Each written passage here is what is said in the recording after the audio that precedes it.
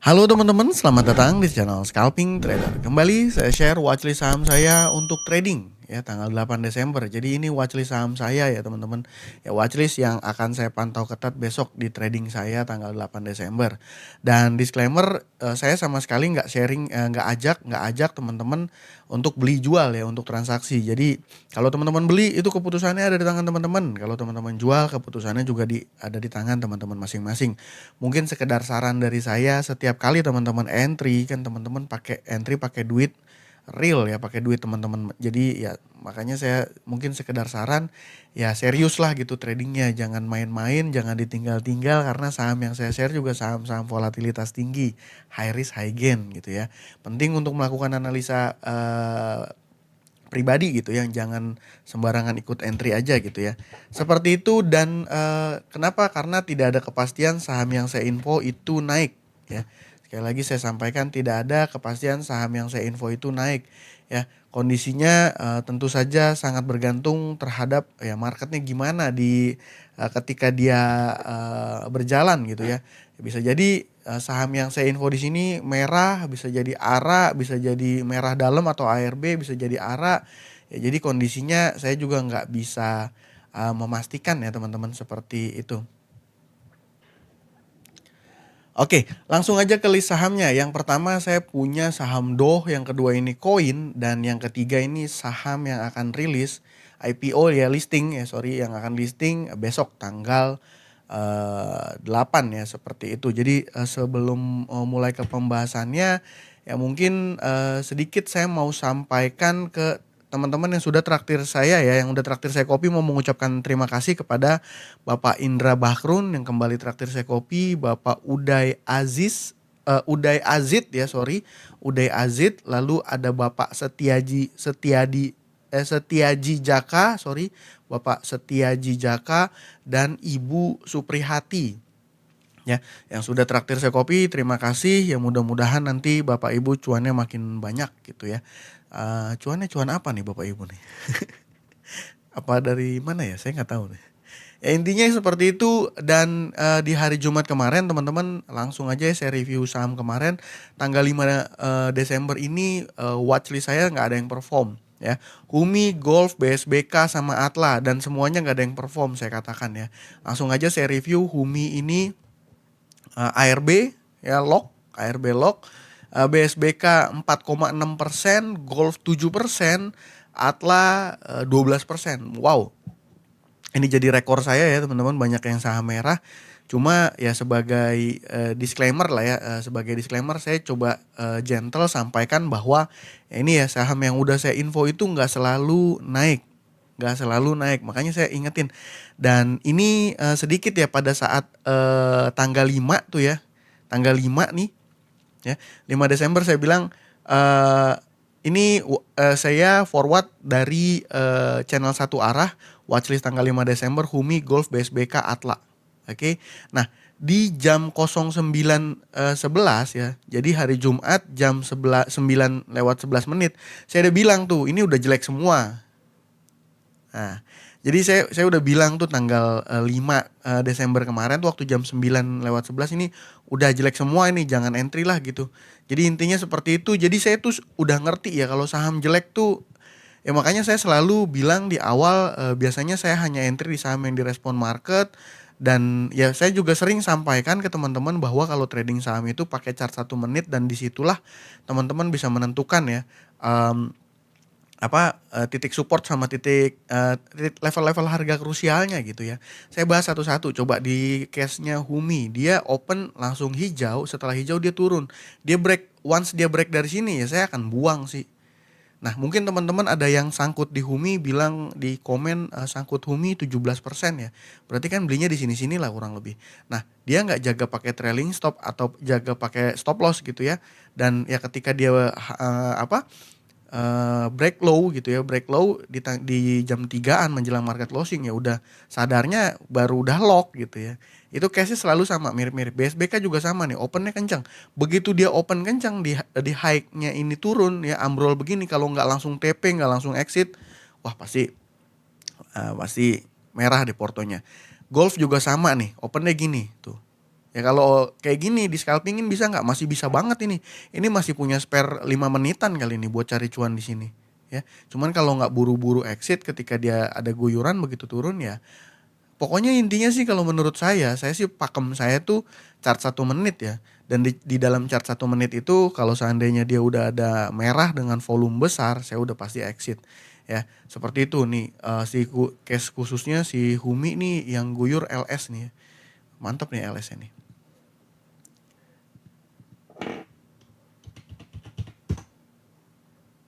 Sedikit buka Humi. Tuh ya. Enak nih, cair. Ya, saya emitennya Humi, ini underwriternya. Jadi ya seperti itu, ingat balik lagi makanya saya sampaikan bahwa trading itu ada resiko dan ya seperti itulah. Saya udah bilang nih. Jadi saya pribadi jam 9.11 ini saya udah bilang nih, wah ini udah jelek semua, jangan deh gitu ya. Jadi sebenarnya tandanya itu di jam 9 tuh saya udah tahu di sini-sini wah udah nih jelek. Di sini-sini wah ini juga udah jelek.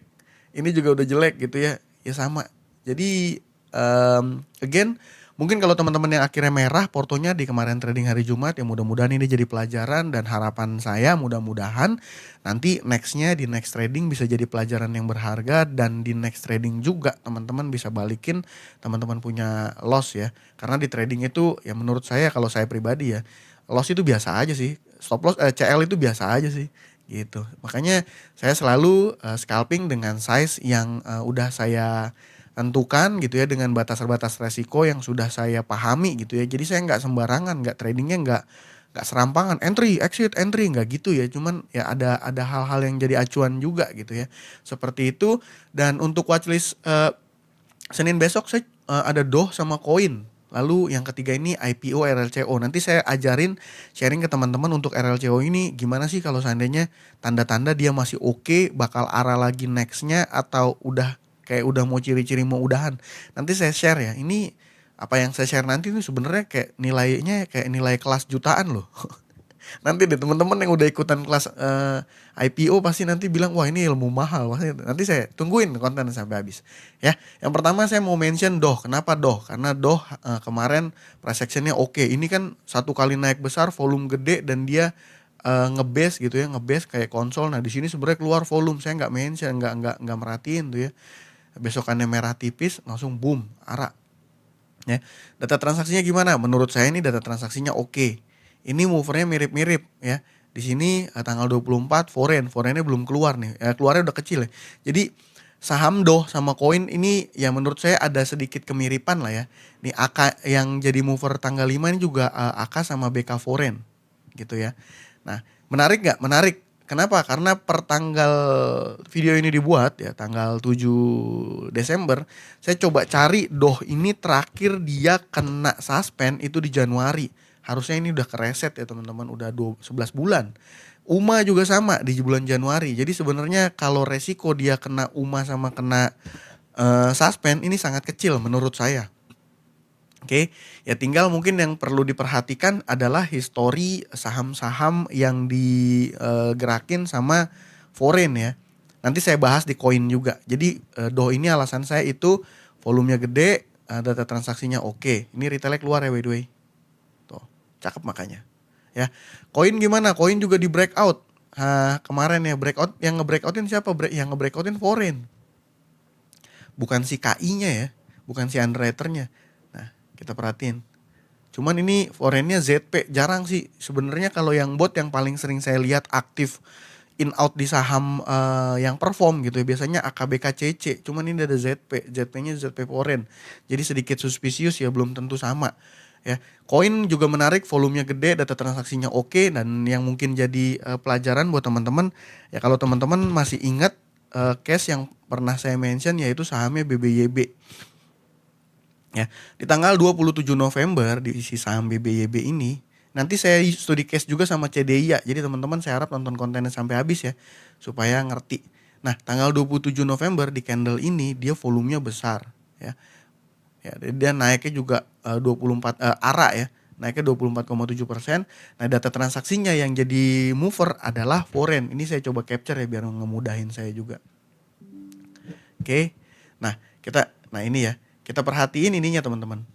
Nah, Foreignnya beli 35, 25 miliar, 766, 560, AK, BK, CC yang tadi saya bilang ya, AK, BK, CC foreign ya, yang jadi movernya. Nah, kita lihat di tanggal 28-nya. Boom, ya. CC sama AK buang barang. Nih. CC sama AK yang sebelumnya dia beli, CC ini beli 650.000 lot, lalu AK ini beli 560.000 lot, malah AK buangnya 2 kali lipat. Jadi barang yang udah dikumpulin di periode sebelumnya, yang diakum sebelumnya, gitu ya.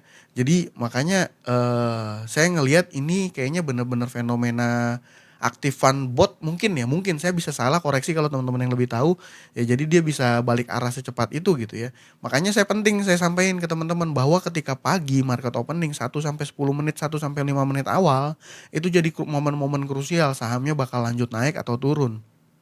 Ya, sebenarnya dari bid over trade book itu udah kelihatan, sama volume-volume yang terjadi itu udah kelihatan. Kalau misalnya dalam chart 1 menit udah terjadi volume merah yang besar, itu udah tanda-tanda nggak mungkin naik. Acuan teman-teman untuk trading saham, menurut saya teman-teman wajib mengerti analisa technical dasar lah ya. Technical dasar, apa sih technical dasar?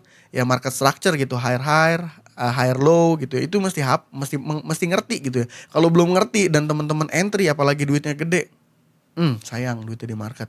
Menurut saya seperti itu. Makanya itu ya, tadi nih studi case-nya si BBYB. Studi case lagi satu lagi di CDIA. CDIA ini saya mention ke teman-teman yang sudah join di YouTube membership. Nih, CDIA saya mention ya, swing pendek buy cicil-cicil SL 1955. Oh, ya. Ini saya mentionnya di tanggal tanggal 2. Oke. Saya mention tanggal 2 itu di sini. Ya, candle-nya cakep banget tanggal 2 ini, sedikit sharing aja teman-teman ya. Mudah-mudahan teman-teman bisa belajar. Nanti kalau teman-teman belajar dan teman-teman ngerti, teman-teman bisa analisa sendiri gitu ya. Jadi nggak cuma nungguin konten saya buat saham-saham doang gitu ya, tapi bisa belajar. Tanggal 2 nih, teman-teman perhatiin deh, foreignnya gila. Dia beli 951.000 lot AKCC ya. Ini hampir 1 juta, ini hampir 200.000, 175, 951. Teman-teman langsung perhatiin deh di tanggal 3 Desembernya.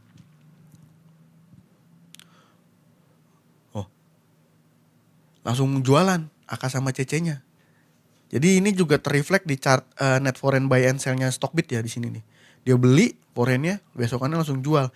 Nah, ini fenomena yang menurut saya cukup baru-baru ini belakangan terjadi di BBYB sama CDIA. Ya, saya sih CDIA menurut saya sih belum jelek ya, karena saya masih punya harapan buat teman-teman yang punya barang CDIA ikut yang saya share di swing itu, menurut saya sih belum jelek-jelek banget ya. Kalau teman-teman tradingnya disiplin ya 1955 exit ya nggak apa-apa. Nanti kalau dia mantul hijau besok mungkin bisa cari lagi gitu ya, karena target saya mungkin di Februari dia bisa masuk ke indeks MSCI. Itu harapan saya. Dan kenapa saya ngebahas studi case CDI sama BBYB ya, karena ini case-nya mirip dengan DOH sama koin. Mungkin cara saya menyampaikan dalam video ini nggak terstruktur ya, karena kan saya ngeflow gitu ya, nggak pakai script gitu ya. Jadi ya mudah-mudahan ini dipahami dan teman-teman ngerti. Kalau teman-teman nanya gimana saham DOH sama koin, menurut saya per hari ini video ini dibuat sangat-sangat menarik dengan data ya, foreign jadi mover. Oke, besoknya gimana, potensi naik nggak? Menurut saya ini berpotensi menarik. Tapi ya again, ada 2 case yang baru ini terjadi kan, BBYB sama CDIA, di mana saham yang naiknya kencang, foreign yang ngedorong, foreign yang jadi mover, itu besoknya balik kanan, balik arah. Jadi be prepare ya. Itu tujuan saya ngejelasin ini untuk DOH sama CDIA. Untuk RLCO sendiri dia akan listing, supaya nggak terlalu lama videonya, RLCO sendiri dia akan listing besok di tanggal 8. Oke, dan hal terpenting yang perlu teman-teman pahami, mungkin bang ini kan BRLCO besok pasti lock arah, kata siapa? Emang dia kalau misalnya bisa yakin lock arah itu ya mungkin dia dukun atau apa analisanya tuh? Ya nggak selalu ya teman-teman, nggak selalu. Jadi tetap objektif, itulah yang menurut saya, karena belakangan retail karena ngelihat apalagi retail-retail yang baru-baru join EIPO di masa-masa koin CDIA gitu ya, langsung wah ini mah pasti arah lock gitu kan. Ya nggak selalu sih teman-teman. Cuman ini yang mau saya share ke teman-teman, untuk teman-teman nge-watchlist saham IPO yang baru listing, teman-teman lihat inventory analisisnya. Oke, dari mana datanya? Ini datanya total saham yang ditawarkan, totalnya ya secara keseluruhan itu ada 6,2 juta lot. Oke, dan teman-teman yang ikut pooling yang dapat penjatahan 1 lot, 2 lot dan contoh kayak saya ya, saya dapat berapa? 17 lot ya. Saya lupa. Saya sharing sih ke teman-teman ya, 17 lot ya. Nih. Ya, 17 lot. Saya dapat 17 lot itu semuanya total alokasi penjatahannya itu didapatkan dari ini. Jadi total dana yang dihimpun 105 itu gitu ya. Nah, yang dialokasikan 105 ini total nilai emisinya secara keseluruhan ya teman-teman. Dan alokasi untuk penjatahan terpusat atau pooling yang di IPO itu sebesar 20 miliar. Ini ngikutin golongan penawaran umum 1 ya, di bawah 250 miliar. Dan yang terpentingnya adalah atau sebanyak, ini satuan lot ya teman-teman. Satuan lembar ya. Jadi kalau satuan lembar gimana bang? Ya gampang, nolnya kurangin aja 2. Jadi gimana nih ngitungnya? Ya berarti kurang lebih, nah ini hilangin aja 2.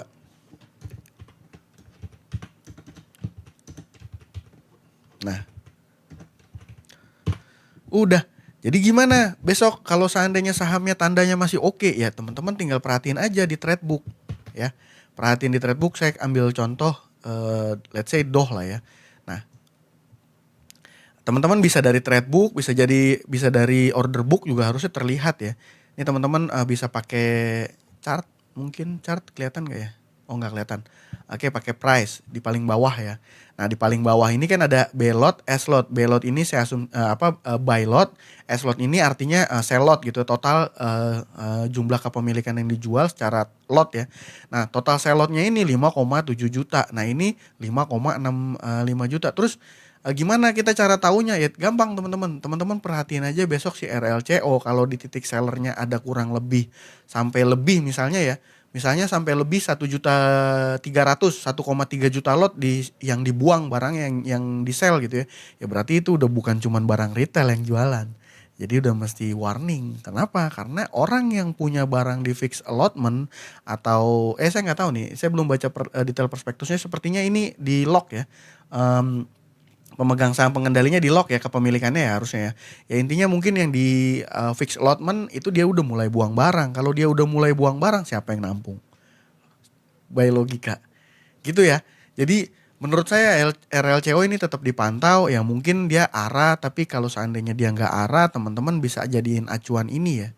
Kalau dia udah lebih dari 1,2 juta lot atau udah di 1,5 juta lot ya sellernya gitu ya. Udah gede lah 2 juta misalnya, atau volume yang terjadi tuh udah lebih 2 juta 3 juta lot. Wah, udah deh. Mendingan skip. Itu ya. Seperti itu. Dan ya again balik lagi, saya juga bukan orang yang gimana-gimana, saya juga trading masih suka cut loss kok, biasa aja. Dan ya analisa saya nggak selalu benar kok gitu ya. Yang intinya kita terus beradaptasi aja sama perkembangan market, sama silat-silatnya market maker gitu ya. Jadi kalau dia pinter ya kita juga harus belajar supaya ya minimal kita bisa cari uang di market dan bukan cari ego gitu ya. Kadang-kadang soalnya banyak di teman-teman saya perhatiin, banyak lah ya kayak saya dulu itu lebih prefer ke ego gitu, lebih prefer ke ego, ke feeling, ke perasaan gitu, bukan based on by data gitu ya.